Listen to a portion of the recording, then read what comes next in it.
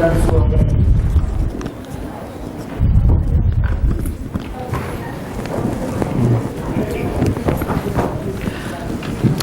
Oh, Pierre Richard, is there a Q&A section at the end or not? Okay. So, I'd like to welcome all of you to our 4th annual academic symposium. For those of you that are new to this process, the symposium is our way to celebrate the intellectual mission of Eastern Nazarene College. This celebration is very fitting this year because Symposium is blessed with some very talented members of faculty presenting our students and a very prestigious outside speaker. So speaking of outside speaker, our keynote speaker for this evening will be Dr. Christopher Noble, that's sitting right here, from Azusa Pacific University,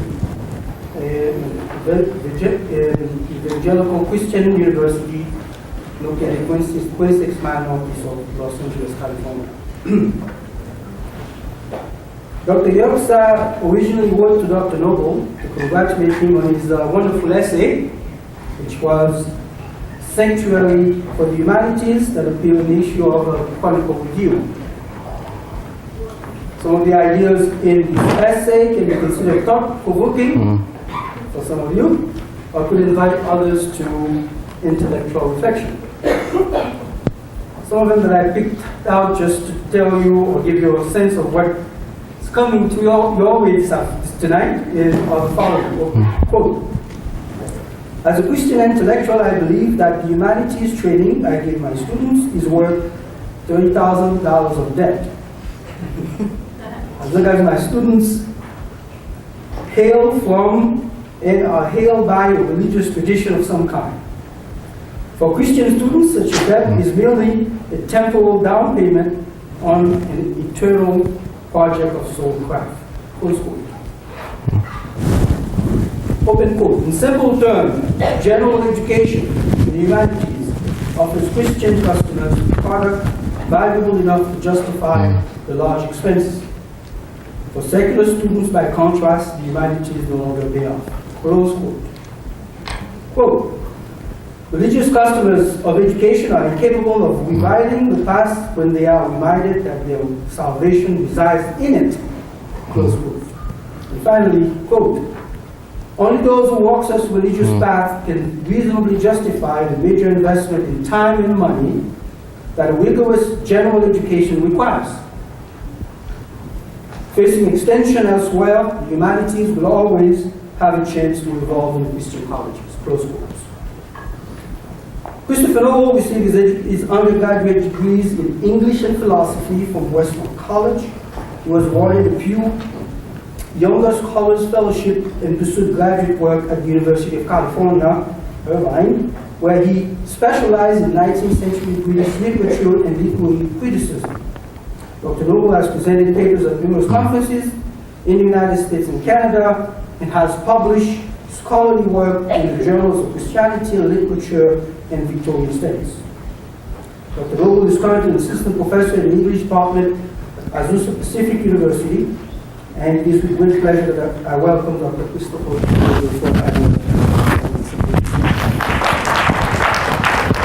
Thanks, everybody. I'm really not that prestigious, but I'm grateful to Pierre Richard for saying so. And I'm grateful also to Bill and Aaron for kind of showing me hospitality earlier today, helping me get oriented to your campus. Thanks for inviting me. Is there something wrong with these seats? Are they, rigged with explosives or something?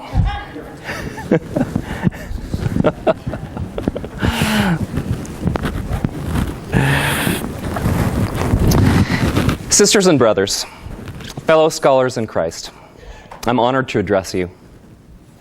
The title of my presentation is, as you can see, Expensive Text, the Cost of College and the Cost of Discipleship. Keynote speakers are, for the most part, invited because they are notable. because they have achieved prominence in their respective fields, because they have made extraordinary contributions to humanity, because they are wealthy and influential, or because they have recently become embroiled in some delicious public scandal, which makes their appearance on stage irresistible. I can make no such boasts. Eccentricity is my only intrigue.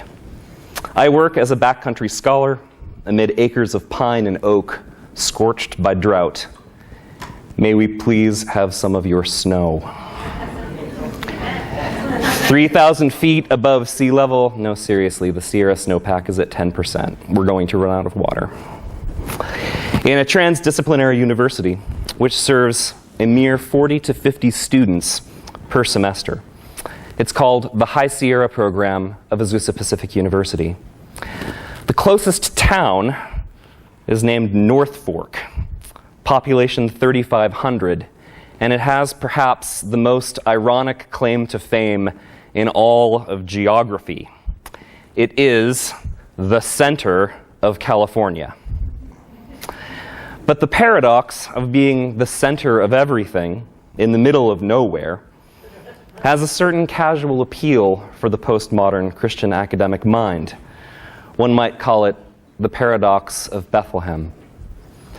My meager notoriety, therefore, derives from having provoked and infuriated a considerable number of cultured readers late last year when I proposed, in an op-ed for the Chronicle of Higher Ed, that secular colleges and universities should abandon their undergraduate general education programs in the humanities. With that single outrageous exception, my career has been spent simply as an anonymous college teacher of literature. Tonight, therefore, I find myself utterly at the mercy of the patience and hospitality for which Your Holiness tradition is so justly revered. My epigraph, drawn from the well-known work of Bonhoeffer, that Spartan genius, that uncompromising, iron-spined Lutheran martyr, asks us to consider the moral risks implicit in grand and sweeping enterprises, something I hope you can all appreciate on a college campus that is small in size. Not quite as small as mine, but small. Bonhoeffer chastens our tendency to romanticize the Christian pilgrimage. He writes, "The disciples are few in number and will always be few. This saying of Jesus forestalls all exaggerated hopes of success. Never let a disciple of Jesus pin his hopes on large numbers." That's tough, because large numbers are powerful, and it's tempting to pin your hopes on them. But Bonhoeffer said a lot of tough things. Few today would dispute that financing a college education involves some fairly large numbers.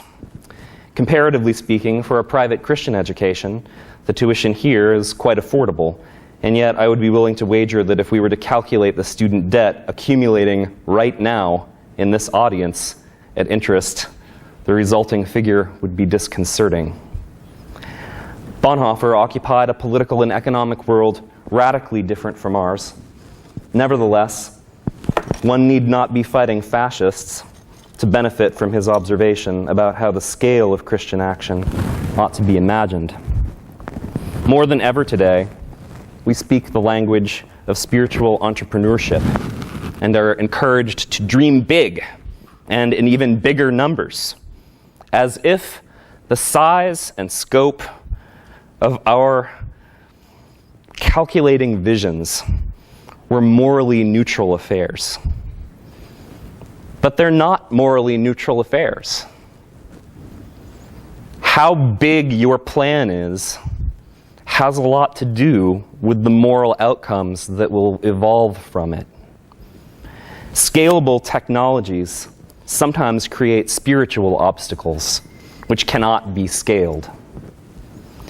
Indeed, the Nazi preoccupation with accurate record keeping and their sinister penchant for keeping trains on schedule were carried out with a bureaucratic efficiency which, impressive as it was in the 20th century, now pales in comparison to the accounting technologies we regularly employ to survey, track, manage, and market the American populace.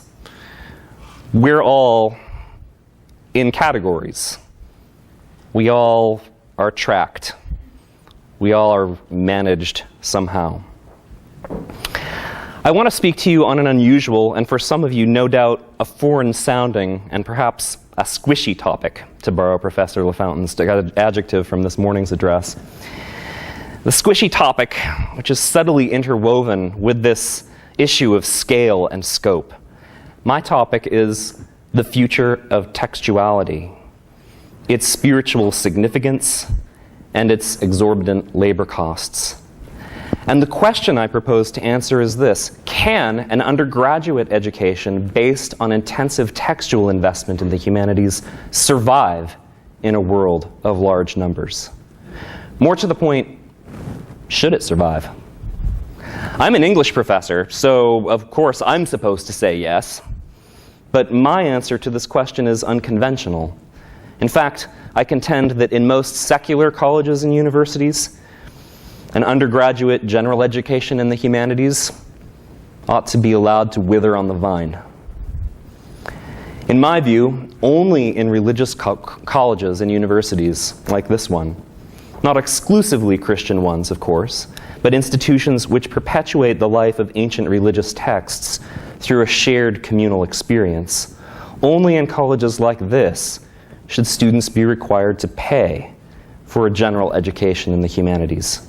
Because only religious educational institutions like this one have a reasonable chance of implementing innovative and scaled-down infrastructures required to reap the indirect, slowly accumulating, and largely countercultural rewards of what I'm calling tonight textuality.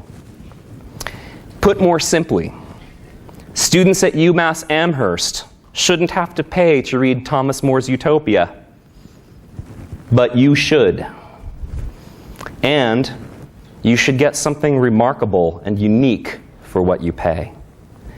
Namely, you should graduate with a level of textual sophistication that is no longer required or even desirable in the most successful and prosperous subjects of our state, the sort of textual sophistication that will enable you productively to interpret Scripture and productively to interpret other people in the church throughout the myriad challenges of your lives.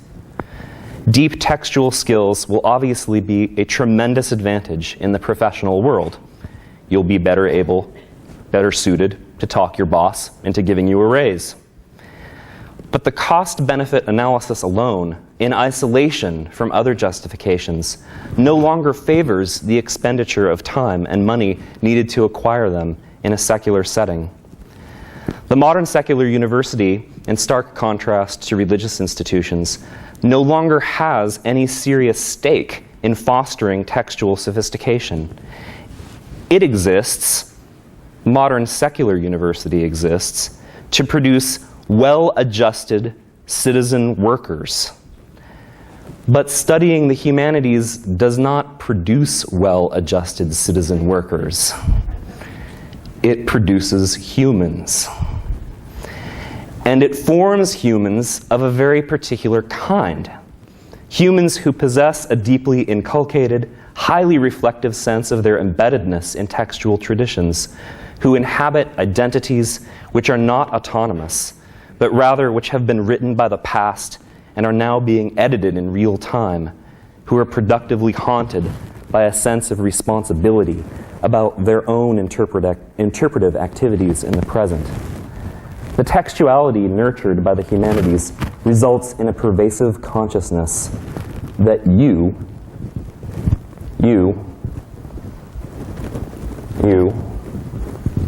all of you, are a character, even those of you looking at that cell phone back there.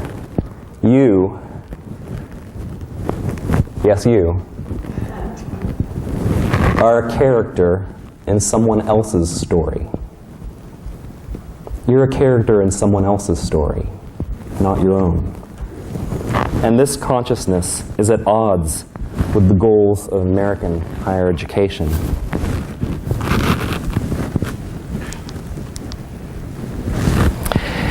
So 4 years ago, a book was published by a couple of sociologists, Richard Arum and Josip Roca, and they argued that on college campuses in the United States, there was a phenomenon of what they called limited learning.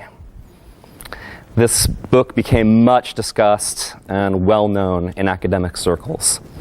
The authors argued that limited learning in the United States was at a systematic and organizational level.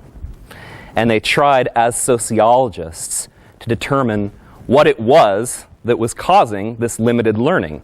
Since you might think, at a university or at a college, some more sophisticated, in-depth learning ought to go on. Like, they're colleges and universities, right? So what was causing this? Arum and Roxa concluded in, I think, what is one of the most damning paragraphs that's ever been written about higher education in the United States. They concluded that limited learning was happening on college campuses because it serves everybody's interest for limited learning to happen on college campuses. Listen to this.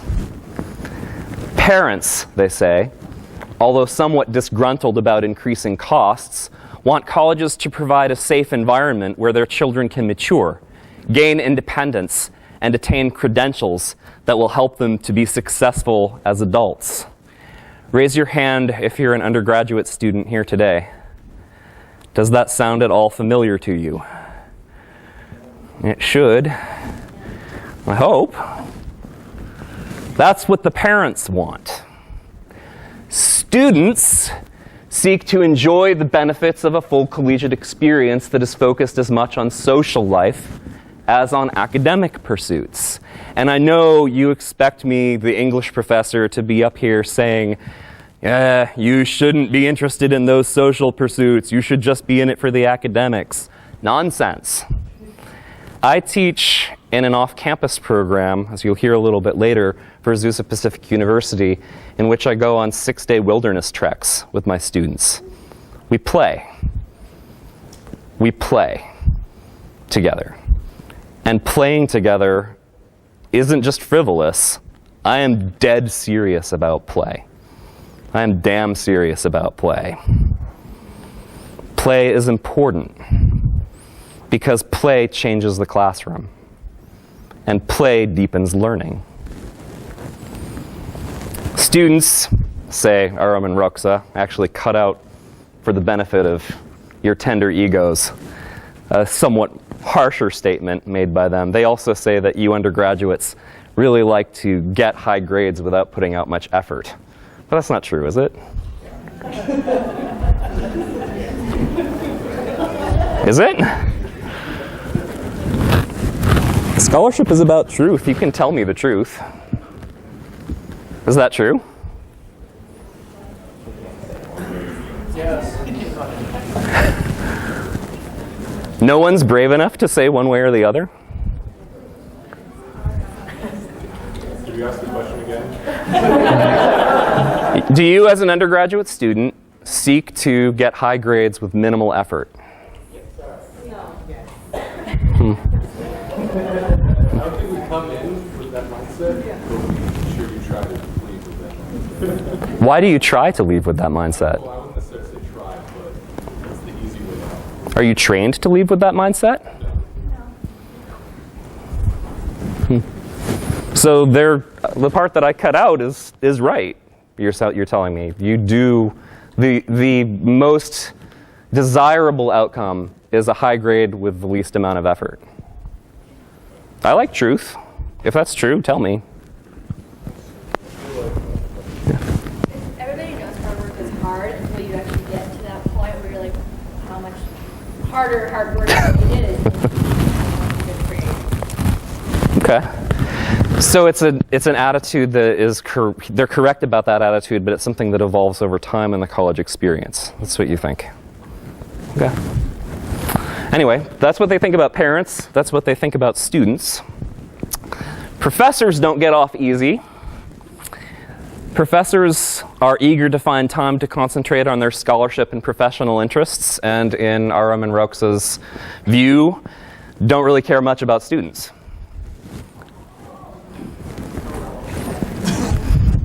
Thank you for not asking for confession. I'm not done yet. Faculty, is that true? What? I missed that last thing.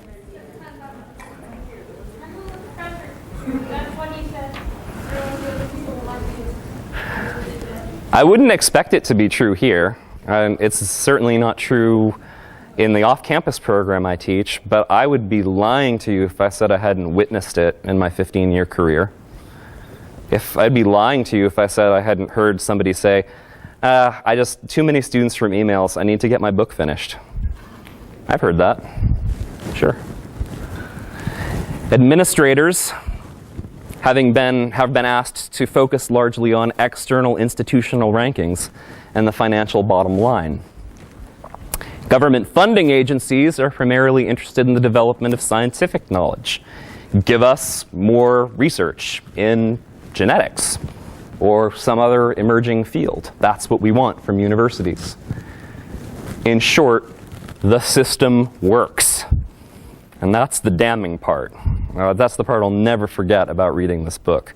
That they go through every social category in the college and university, and they point out that the whole system is completely functional and self-sufficient, and everybody's getting what they want out of it, and it's a working system, but the result of the working system is that nobody's really invested in undergraduate learning. No actors in the system are primarily interested in undergraduate student growth, although many are interested in student retention and persistence. I recommend this book if you're at all interested in the topic.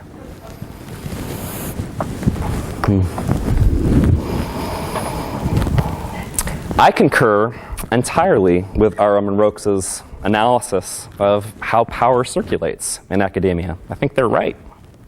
The system does work. My question is this: if it works so well, why change it? What moral authority do the authors of this study possess that entitles them to propose changes to a social institution that seems to be operating so swimmingly? Undergraduate learning is limited. You apparently know that as well. So what? No learning is limitless. It may be limited, but it seems to be perfectly adequate for the social and economic roles those undergraduates are expected to play, that you are expected to play when you graduate, in technologically advanced secular capitalism. That's the world you live in. That state that we sentimentally refer to as the public square. If it were not sufficient, then many academic organisms would have already adapted. For the statistically average student, it is the purpose of a contemporary secular American university to provide limited learning. That's what secular institutions of higher learning are for. They function precisely to provide limited learning. Not zero learning, but limited learning to undergraduates. On the first leg of my flight yesterday, I sat next to a man, a retired executive from AT&T, who told me he was traveling to Atlanta for a conference on educational reform, which naturally piqued my interest. What sort of educational reform? I asked. It's based on the idea it takes a village to raise a child, was the response. We bring together parents, teachers, political leaders, coaches of sports teams, scientists, business leaders, people from across the spectrum of society to discuss what our children should learn. Then we use data to design a curriculum. Big data? I asked. Is there any other kind? He said. So it takes big data to raise a child? I prompted, expecting to elicit some reflective discomfiture or at least a clarification from him. But there was only a twinge of hesitation. Yes, he replied, nodding.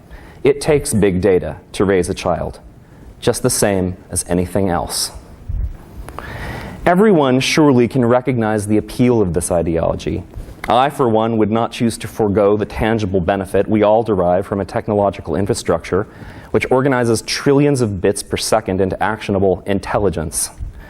I probably could not have found my way to your campus last night without it. But to apply data-driven assessment techniques to curriculum development and pedagogical practice in the way described by my co-traveler presumes, and this is a little bit rough going, but it's important, presumes a hegemonic interest convergence among all members of the social groups he named. He assumes that children, parents, teachers, politicians, business leaders, scientists, coaches are all seeking, or should all be seeking, the same outcomes from the educational process.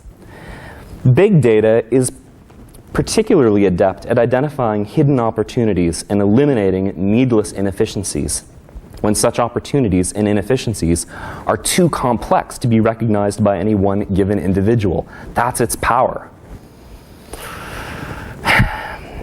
Its processes, however, require a fundamental methodological assumption, the assumption that Professor LaFountain talked about this morning, that maximum systematic efficiency is always and unquestionably a desirable goal: efficiency. This key assumption may eventually become accepted as unproblematic in the secular institution, but it cannot and never will sit well in Christian education. Christ did not call us to be efficient. He called us to love. And love is just about the most inefficient activity in the world. A more significant problem for the secular humanities, however, is that texts are almost as expensive and inefficient as love. I don't mean books, of course. You can score a copy of Utopia from Amazon for $3. I mean texts. The humanities, whatever else they may be, are profoundly textual disciplines, for they plunge students into a disorienting and initially unmanageable network of meanings within which they are eventually expected to interpretively reorient themselves. Here's a difficult work. Now you find your way through it. In many cases, this is as true of music and visual arts as it is of disciplines which primarily study books, documents, or artifacts.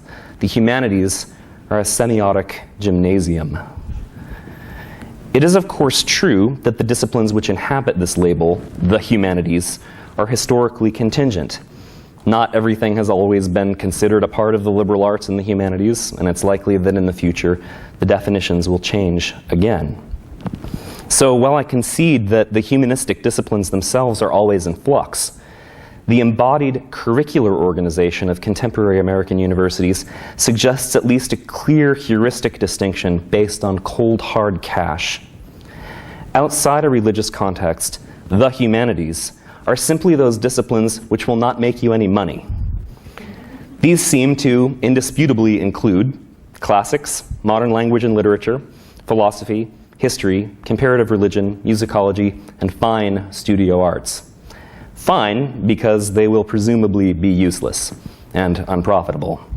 The term goes all the way back to Kant's Critique of Judgment.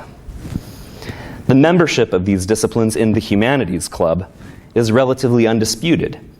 Somewhat more controversial is the status of sociology and psychology. In Christian colleges and universities, the lines tend to blur even further.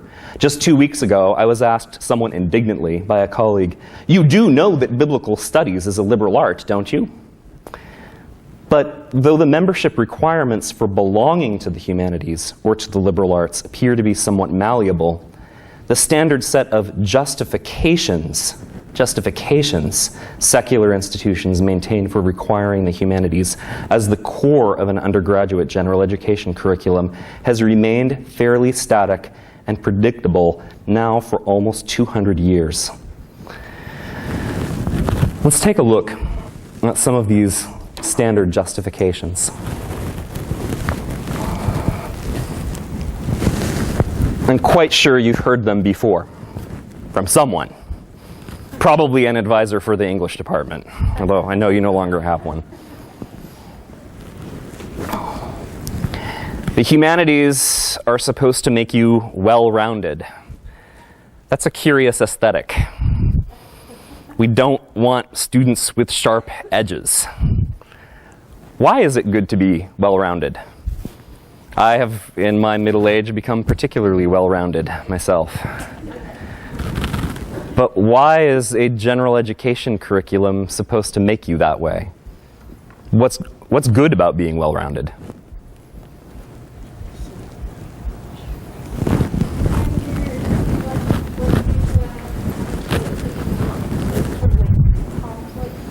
You're more likely to tolerate other people because in high workloads because they don't seem to have really meaning. Okay, so you might be more tolerant. You might be more adaptable in certain situations. This young lady right here, what's your name? Yeah. You're a real person, aren't you? No clone or robot today? Okay, good, excellent, fantastic. What's your name? Autumn. Autumn, what's your favorite work of literature?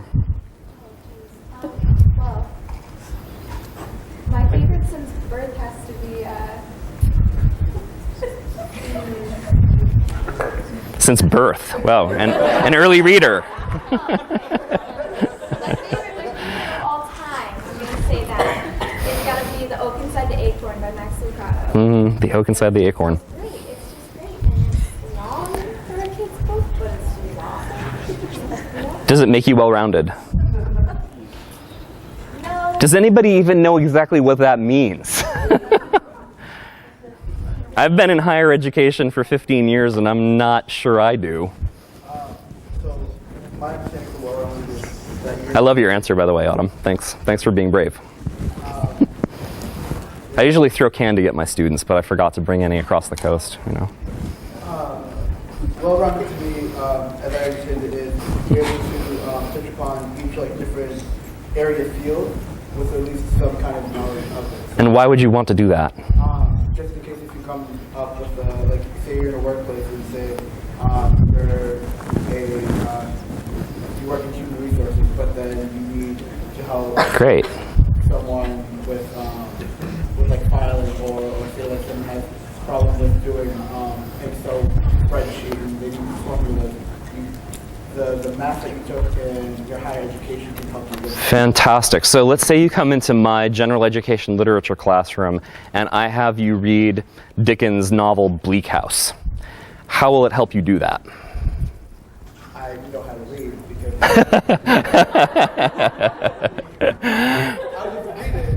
Exactly. So I mean, what I'm saying is you need basic literacy for that workplace environment. yeah. You need basic rhetorical skills. You need to know how to communicate and get along with other people and tolerate other people. But you don't need to read Dickens, right? If you like it. But we're talking about a system that requires you to pay for reading it. See, I look online for the books and read them that way. Sparknotes helps too. The cost of the book is negligible. I'm talking about the cost of the text, by which I mean the experience that you have when you read it in a community of other people, and it could potentially change your life. That's a textual experience, rather than just having a book. Getting the book online, okay, but I mean, what did that save you? $10? What I'm talking about is the money that is required to give you a deep experience in that text. It's the difference between buying a Bible off the shelf and studying the Bible with your friends. One is a book experience, the other one is a textual experience.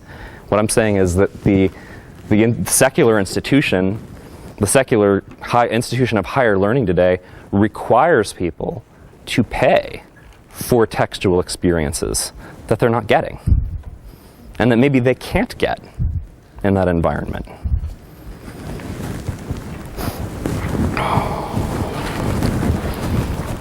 Critical thinking. everyone's favorite, right? I have two problems with this justification. The first is that it's a very poorly defined term, and I'm an English professor. I like definitions. I mean, I'm such a nerd. I get out the Oxford English Dictionary and I just leaf through it. And it's very poorly defined. Very little critical thinking has actually been done about what critical thinking means. But I think it means something like analytical problem solving. Right? The ability to take a problem, break it up into its component parts, find an answer or a solution to it. Again, that's a skill that can more cost effectively be taught than in requiring humanities as a core education. So it's not that the humanities won't give you critical thinking. Of course it will. The question is, in the modern university, focused on efficiency, why would that be required? Why would humanities be required? Yes, it will do that for you, but won't other things do it for you more effectively and efficiently? I think one of the strongest justifications might be metacritical thinking, which very few people ever talk about. And by metacritical thinking, I'm referring to the ability you have not just to solve a problem, but to ask and evaluate whether the problem is worth solving. And it's one thing to be able to solve a problem. It's another to be able to evaluate, should we be focused on this problem? Is this even the right question to be asking? And there, I think, in one fairly limited circumstance, that's what the humanities may be better at than anything else. Because they plunge you into this incredibly difficult textual experience that disorients you at first and asks you to find your way out with a guide. It puts you into Dante's Inferno and says, I am Virgil, I will take you by the hand. It's difficult for me too, but I'll walk the path with you. And an experience like that does tend to engender metacritical thinking. It helps you think about which problems are the valuable ones to be addressed, not just how to solve them.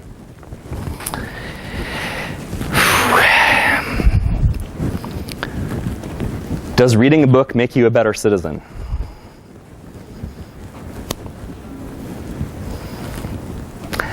How many of you have read Plato's Republic? Those of you who have, did it make you a better citizen? I'm open to yes. This is a conversation. Did it really, honestly, reading that book, that 2,500-year-old book, make you a better citizen in a modern technocratic state? If so, how?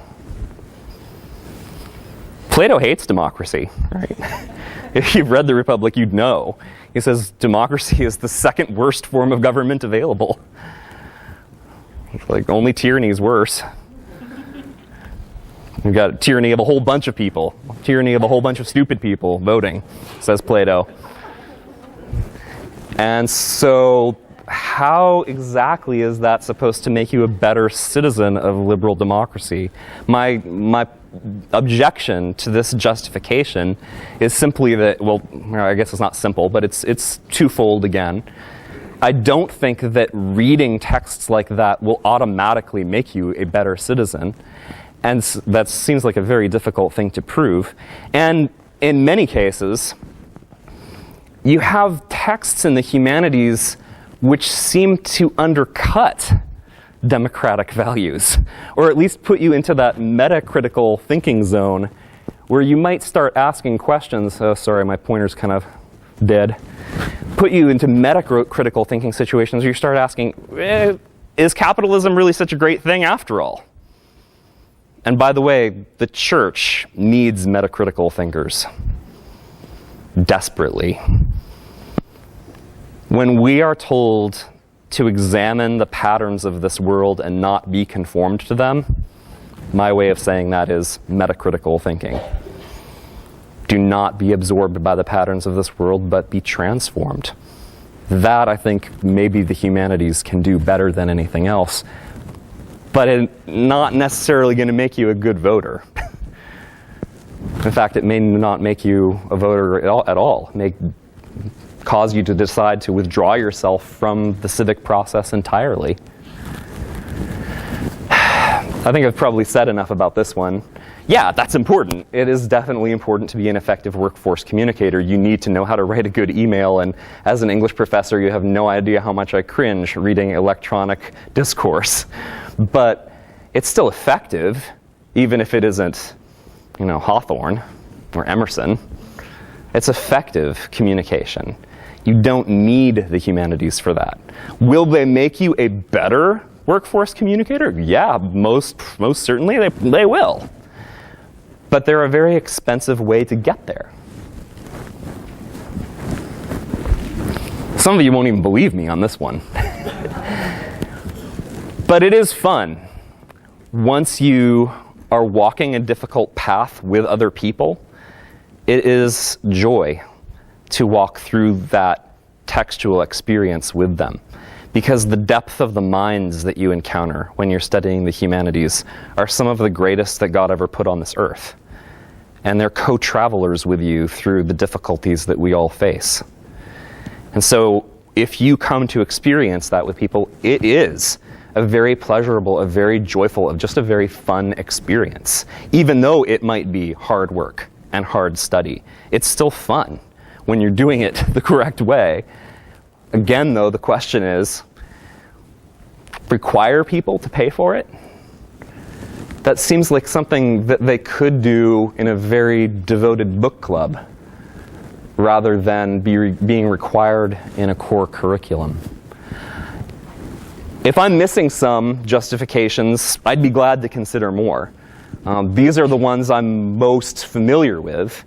And from what I can see in higher education today, these are breaking down. No one's believing them anymore. These are justifications that are no longer able to sustain the weight of the large departments that have grown around, that have grown into existence because so many people believed them to be true for so long. But if culturally and socially we're not committed to any of these anymore, we're not committed to those departments or those institutional structures anymore either.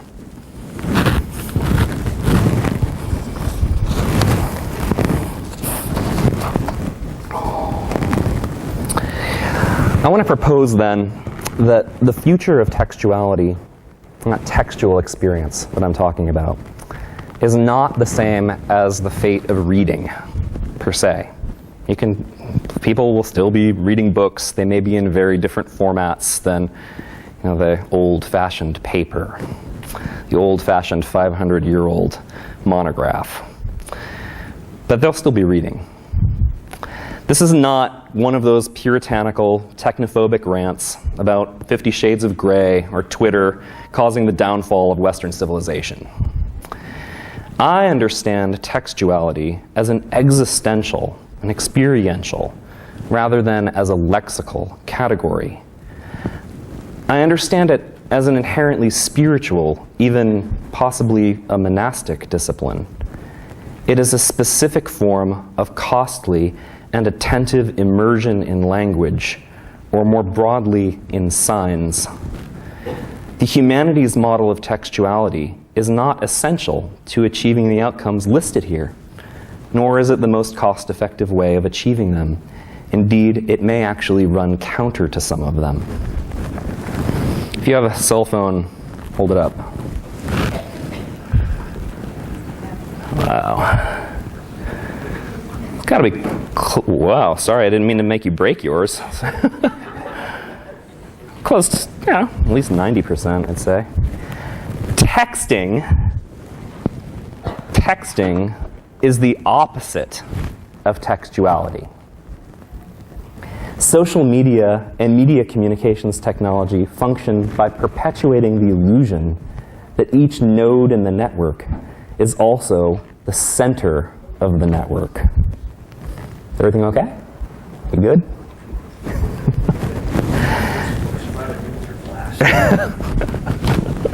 Good. I'm glad no harm was done. Well, it connects us In incredibly useful ways, perhaps now even indispensable ways, the technology invisibly coordinates and consummates the otherwise impossible union of two things: voyeurism and narcissism. When I'm on Facebook, I'm not, preaching against the technology here. I use Facebook plenty. I use my texting function all the time. When I'm on Facebook, though, the whole world makes itself available to me precisely because it is so self-absorbed. And I obligingly return the favor. Textuality, however, that experience of traveling through a text, cultivates a radically different mental orientation. And here is a key point. It is precisely that radically different mental orientation which appeals to religious college students. I have known enough of them to state that with a high degree of certainty. And if you will allow me to be so crude, it appeals to a religious market too. Oh, by the way, it's also true that this radically different textual mental orientation can help us to learn to be the church, and to make the kingdom present in our world. I think that matters too. For some decades now, Christian colleges have sought to establish their marketplace credentials by competing with secular institutions for intellectual legitimacy and respectability. But in fact, we are the scholars who work daily with you, the student body, that has already been primed, whether you know it or not, to value deep textual experience. When Jesus, dying on the cross, said, "It is finished," he inhabited a profoundly textual moment. He died a self-consciously literary death. Though isolated and afflicted, he was bound up in the words of the prophets, an elusive death embedded in signs. There are many different sacrifices to be made by the body of Christ, but we cannot hope to imitate this particular aspect of Christ's example without scholarship. Textuality, in this sense, cannot be divorced from intense study in religious communities. What might this look like in terms of broad institutional design? Assuming that someone were crazy or bold enough or desperate enough to try it out. Like me. I think it would look, and well, these are extremely broad strokes. That's kind of what I'm going for tonight. I think it would look like this three-part model. You'd have an institutional structure which is based on three different components with three separate faculty. Why is that important? Because I think as long as you have, and by separate faculty I don't mean they never talk to one another. I mean they're separate in the sense that they know and recognize that their job is limited to one of these three functions. And they are not asked, except in extraordinary circumstances, to cross over those boundaries. They're hired to do this, and they love doing this, and they invest in doing this. A group focused on need-based skill building. If you come to college and you don't know how to recognize a complete sentence, we have a problem. You need to be able to attain that level of skill, if not before college, once you get there. I know this is a controversial and sensitive issue. You need to have resources made available to you to come up to that minimum level.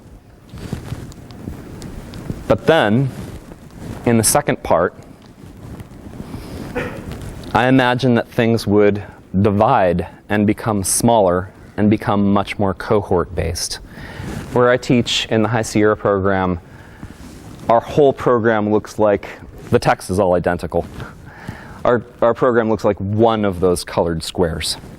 It's one group of 40 to 50 students living together in a community together for 4 months, focused on the same texts, honor students together with struggling students, usually the honor students figure out that they're not as smart as they thought they were. And they also figure out how hard it is to teach, because other students come to them for help, and then they realize, maybe I'm not as good as this as I thought. It is knowledge building, and it is ethics building. Splitting into cohorts. You have groups of perhaps 40 to 50 students, all focused on a similar group of questions, perhaps thematically organized, but with a transdisciplinary faculty that don't belong to departments at all. They belong to a cohort, they belong to the cohort, the humanities or biblical studies cohort. This is what, in fact, I'm trying to build right now in the High Sierra program.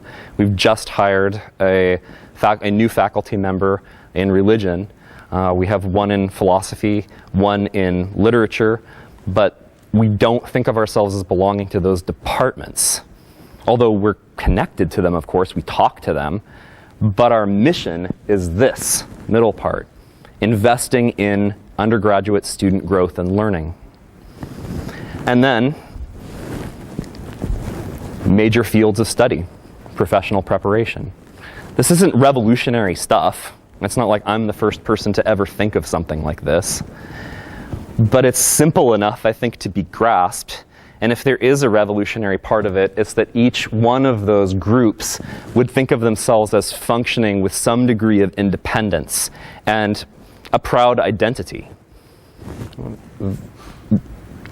In my field, in literature, there's this tremendous strain between, if you talk to anybody in my degree field, in the graduate school, you'll find out right away there's always been this sense of a second-class citizenship status for people who focus in composition studies. Oh, you're just helping students to learn how to write. But I, on the other hand, am studying how Derrida revolutionized our post-structuralist understanding of Proust. That takes a lot more intellectual firepower than what you're doing with your composition students. That, and perhaps, I mean, if I had been bold enough, perhaps I would have flipped the visual orientation of this screen so that the need-based skill building was on top. But I think that kind of speaks volumes in terms of my own current thought process. The bottom has to come first. I don't know about that. But I do think that this three-part model is promising, as long as you can establish some sort of larger academic community in which no one in that model is made to feel like a second-class citizen. That's not going to happen in a secular university. I think it's very difficult to do it in a Christian college. But at least we have a chance. We have a chance to make something like that work. And I am in the process of trying to make it work right now.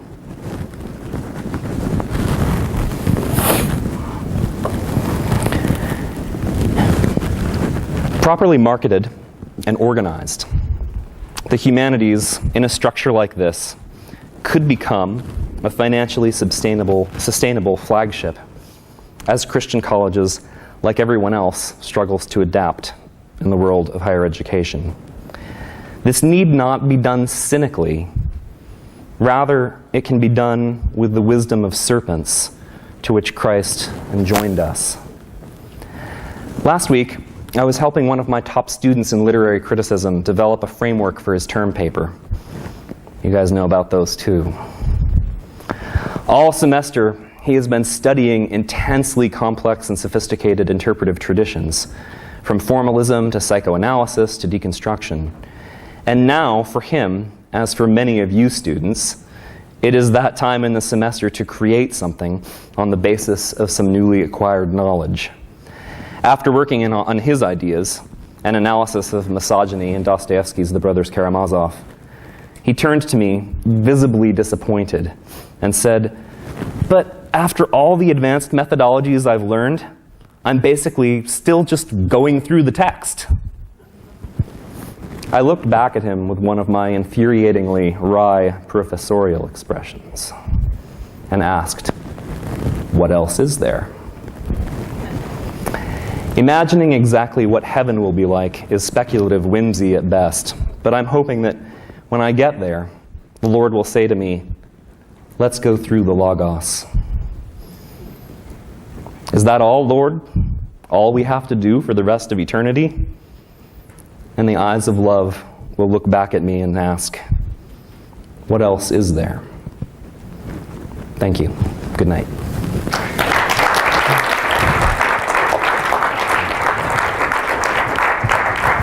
I'm happy to take questions if you like. Now we're going to finish the second part of the presentation. Questions for the next 30 minutes. Yeah. In your closing statement, you just said is like Yeah. the next chapter. So logos is the Greek word, often interpreted word. Like in the beginning of the Gospel of John, in the beginning was the Word. That word is logos, but it's actually an incredibly rich Greek word, meaning both language and reason and explanation. It's the root word we get logic from. And it's a term that John brilliantly used to bridge the gap between the gospel of Christ and a very Hellenized or a Greek world that was dependent upon Greek philosophical thought. There were many philosophical systems that they were looking for the logos, the answer, the truth, the explanation might be another way to translate it. And John said, well, in the beginning, here was the Word, and the Word became flesh. That was a mind blower. It's like, how could something that transcends all of reality become flesh and dwell among us? And that's how John begins his gospel, with the Logos. I think of going through a literary text as a little mini experiment in going through the Word. I think that all literature is a sort of mimesis or a replication of the experience of incarnation. Although, I mean, I've asked plenty of questions during the talk, but if you have more, I'm happy to try to address them.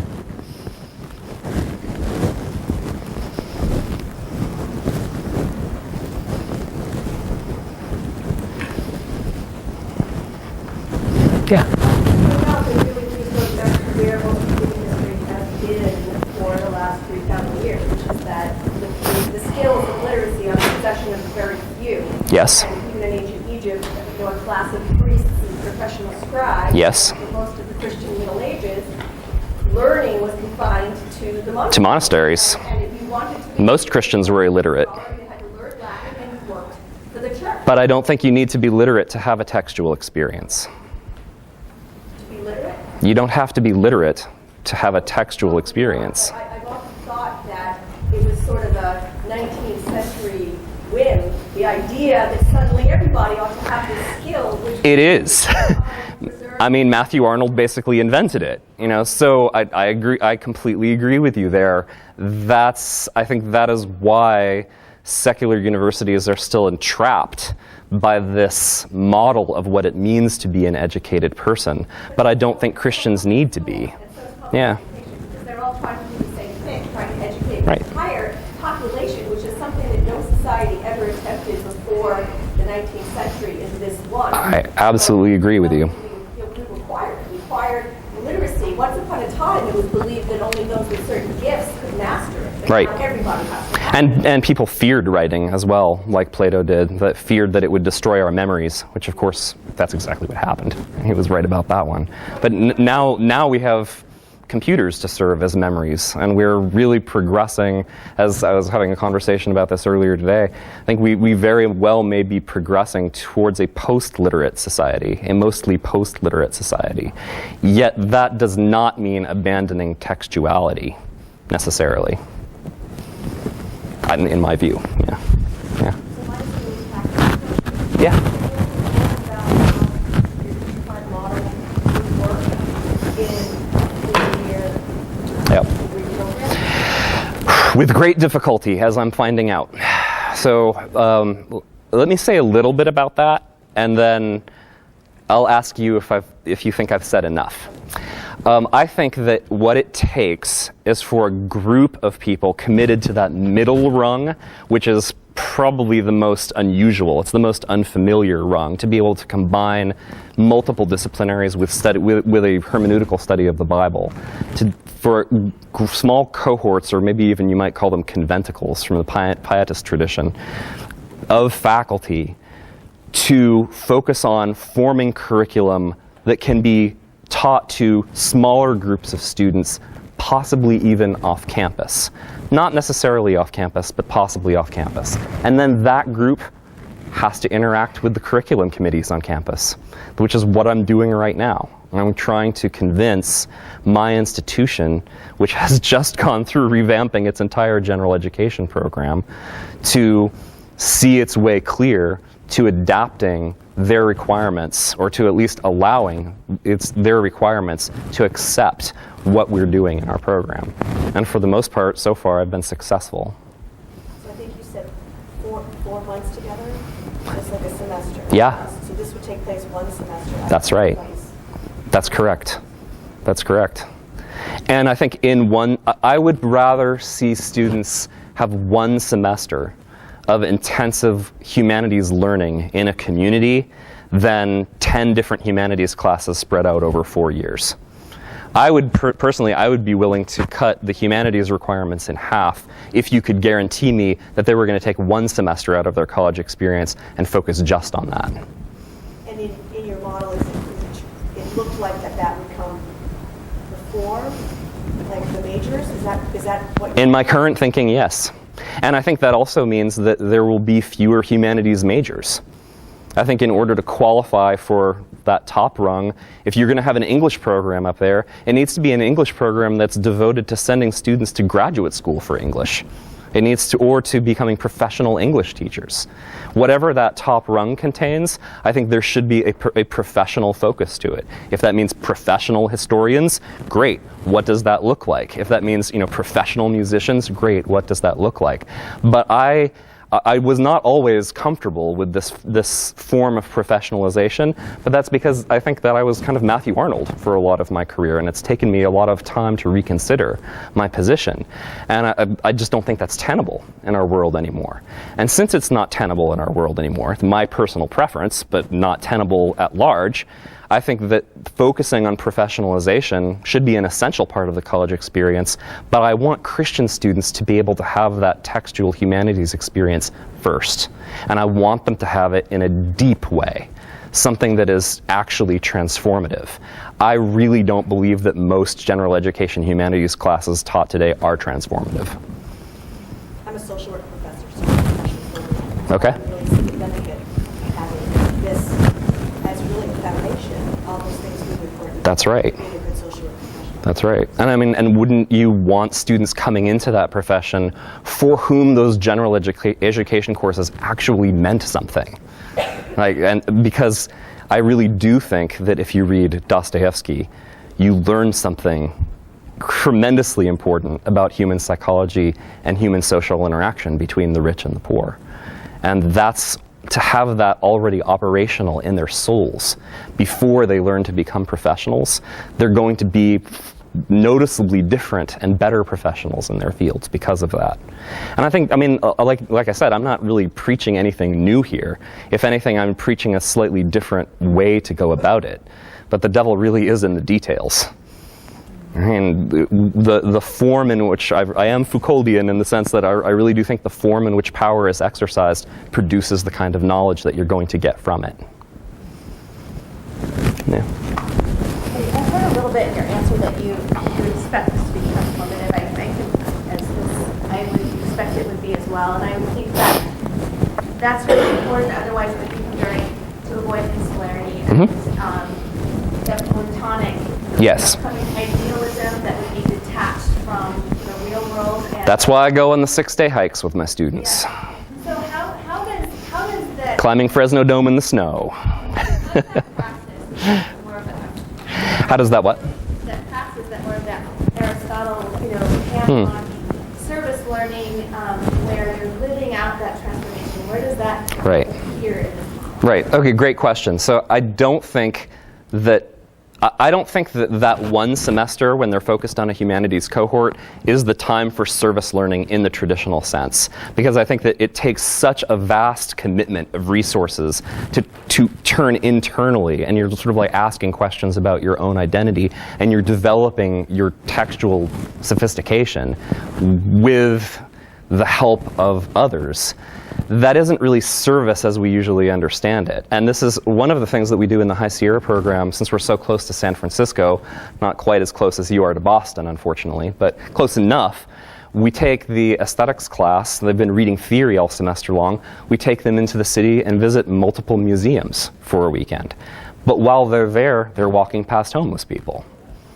Right? That's a tension that is not going to be ignored. We're going to talk about that before we go. But it's in the context of a larger Christian education. So we're saying for these 4 months, you really are focusing on yourself. And it is, and that is okay as long as you understand it in the context of a larger responsibility that you have to the church and the world. So we don't do a lot of service learning type projects. The whole system is really very different. We're living in a community together. And so we aren't serving the world, but we are serving each other. Students in my program are quite literally teaching each other. There's a brilliant sophomore English major who is functioning excellently as my TA right now. He wants to go to grad school, and as a sophomore, he's already getting teaching experience because he's in this small cohort.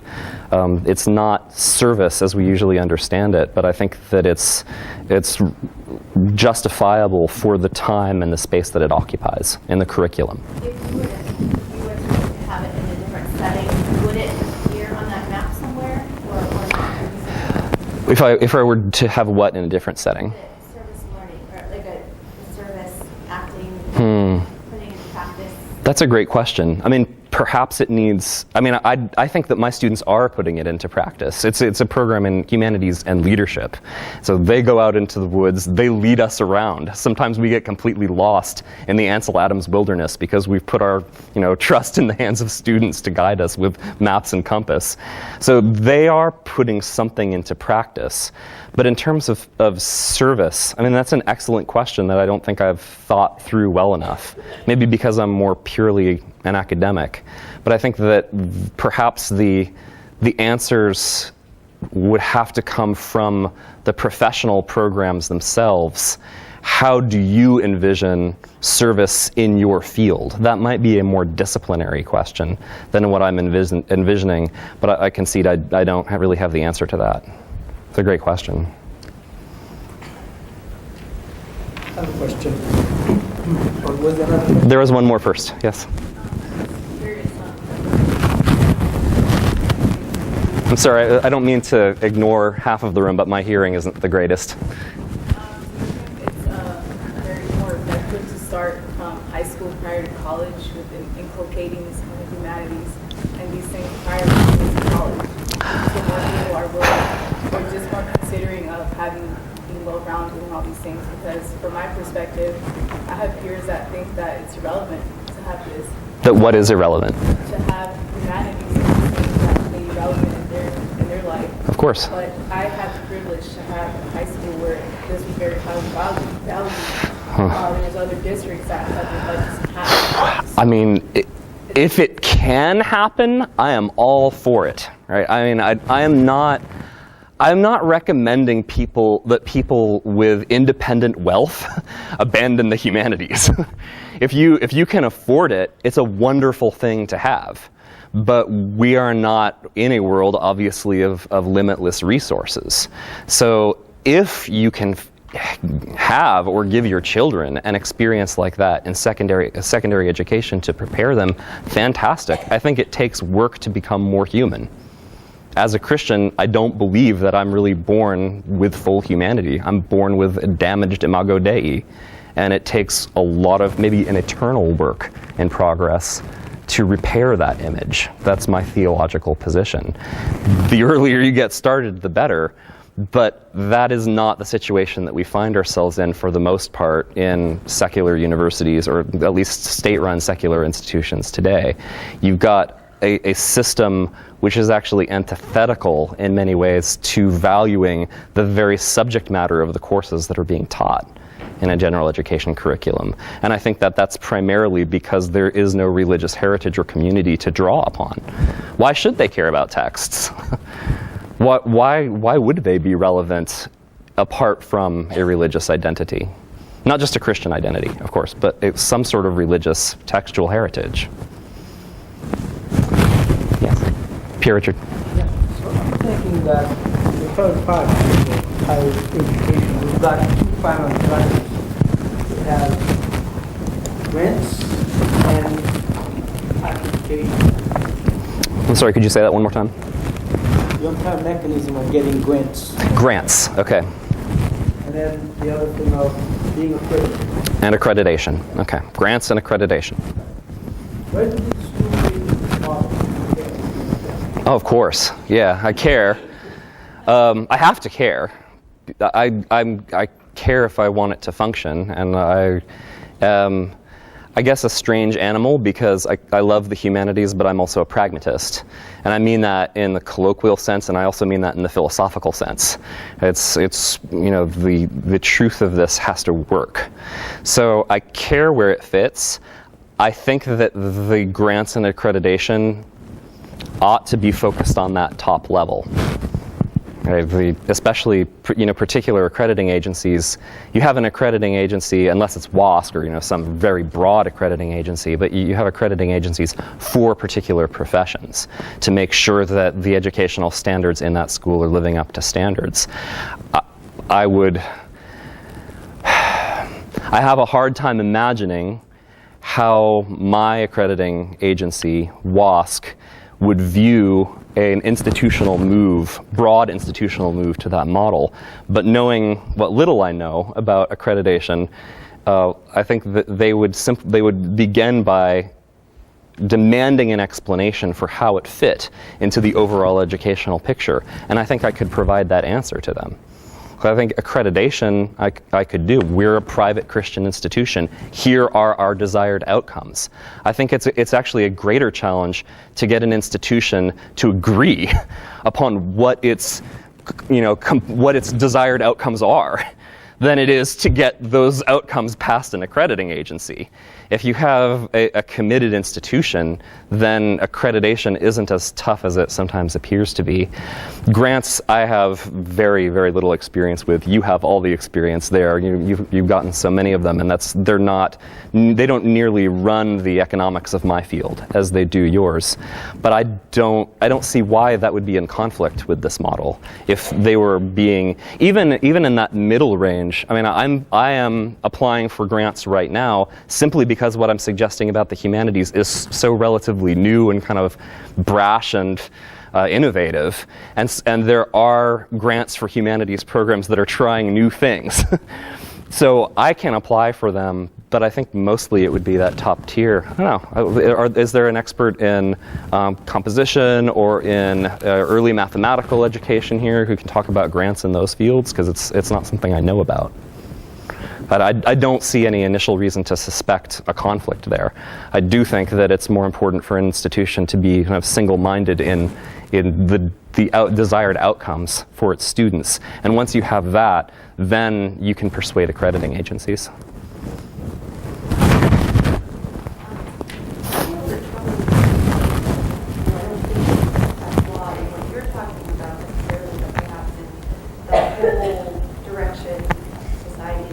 Mm-hmm. But this notion, it seems to me like the outcome of what you're proposing ultimately makes the humanities simply something available for the elites. That I mean, I look at the 20th century as a very small of the 19th and 20th century.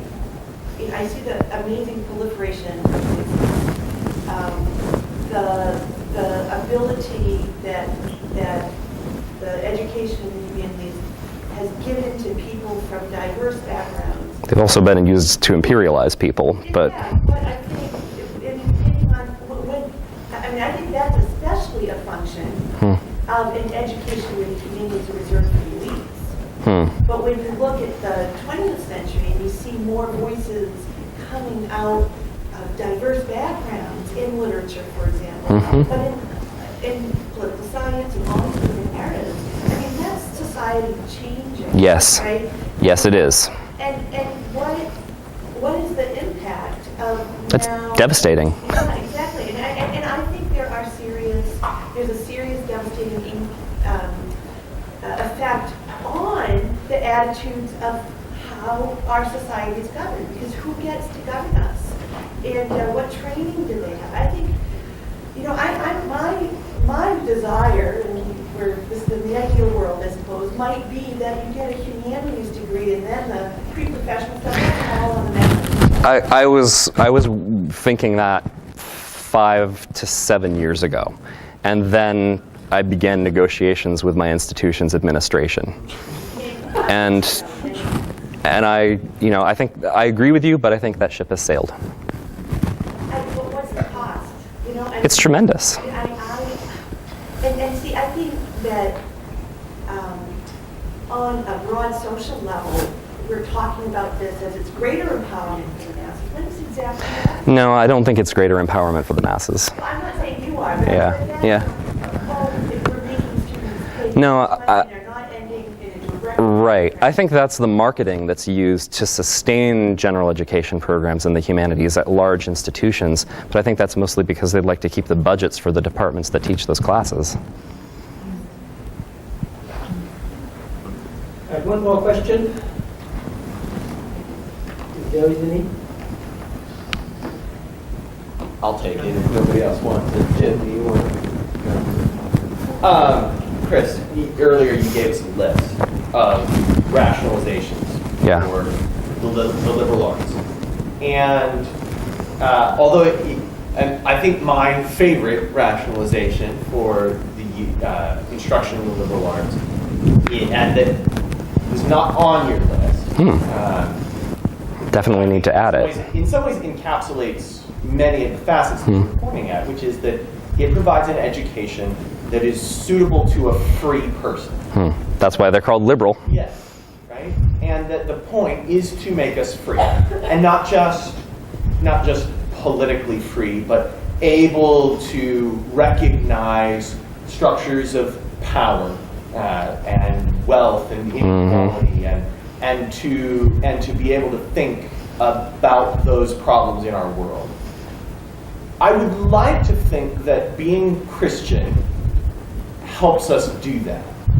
I admit that I would also like to think that it is not necessary to be Christian to accomplish that, or to recognize that, and to desire justice and to recognize power and equality. It isn't necessary to be Christian to desire those things. And so I guess then the question is, does a liberal arts education provide that, and is that a reason why secular institutions should perhaps continue to pursue a liberal education? It certainly is not required to be from a religious tradition to desire justice or to abide by a moral code. I don't think that secular institutions of higher learning anymore have the moral authority to reap that benefit from teaching the humanities. That benefit is available in the humanities, but I don't think you'll really get it from those classes that you take at UMass Amherst. Does that sufficiently answer your question? I'm agreeing with you. Of course you don't have to be a Christian in order to have a morality, but we're talking about what should students be required to pay for in a general education curriculum. So are you telling me that if we require a broad spectrum of secular students to read Tocqueville, suddenly they're all going to understand democracy and be better citizens? No. Because the secular university doesn't have the pedagogical apparatus to effect that kind of internal change. Neither does every religious institution, but it could. I don't think secular institutions can anymore. Thank you all. You've been a wonderful audience. I appreciate your hospitality.